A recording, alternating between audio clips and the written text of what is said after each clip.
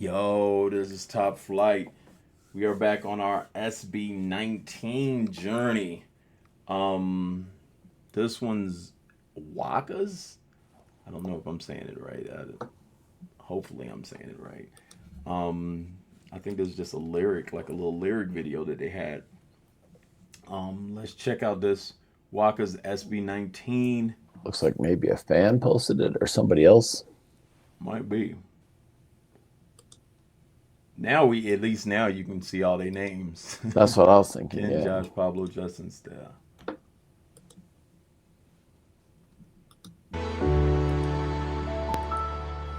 Di ko na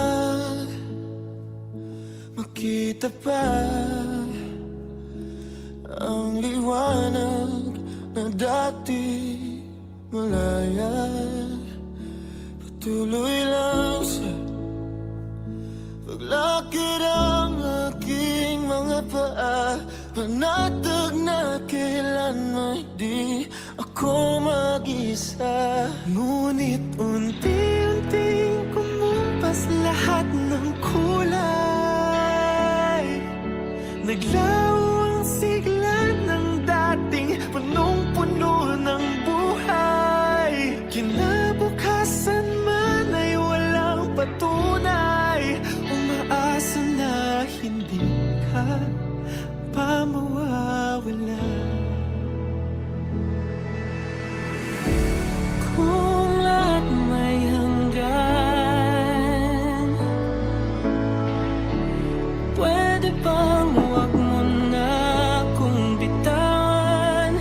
Di ba't kung mahalaga, di mo hahayaang bawalan ng basta? Alam kong pagod ka na, at nandito pa rin ako sa paraiso. Pinangako na sabay nating binuo, huwag nating iyaang gumuho. Bawat minuto at segundo, ibibigay ko ang lahat. Hayaan mo na muna akong pumasa ng iyong bigat, ng bigat. Unti-unting kumumpas lahat ng kulay, naglaho ang sigla ng dating punong-puno ng buhay. Kinabukasan man ay walang patunay, umaasa pa hindi ka basta mawawala. Kung lahat may hanggan, pwede bang huwag mo na akong bitawan? Di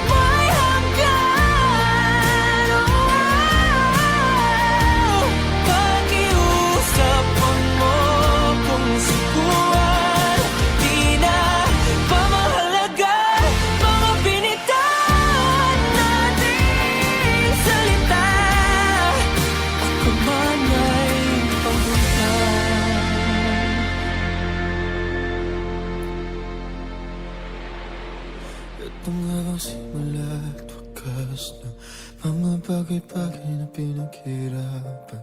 Matatapos na lang ba sa paalam? Ito nga bang simula at wakas ng lahat ng pangarap nating lalaban? Huwag mong kalimutan ang aking pangalan.